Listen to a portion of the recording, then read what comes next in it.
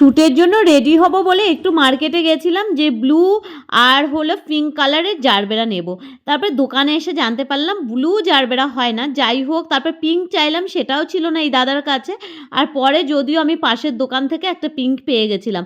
আর এখানে এসেছিলাম কিছু ব্লু চুড়ি নেওয়ার জন্য, তো সেটাও পাইনি। তারপর ঘরের যে চুড়ি ছিল ভাবলাম এটাই পরবো। আর এখানে এই শাড়িটা নতুন ছিল, তো ভাবলাম এটা পরি। তারপর ওটার থেকে আমার এটা ভালো লাগলো, এটাই পরলাম। এবার রেডি হয়ে যাচ্ছি।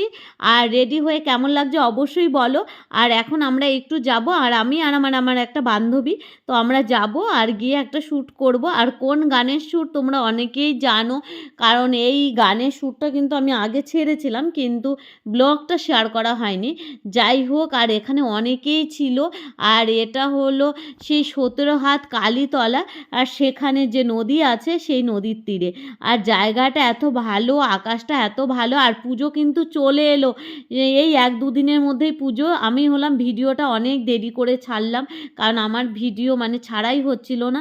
যাই হোক, তোমরা সবাই এসো, খুব ভালো লাগবে এখানে। তো আজকের মতো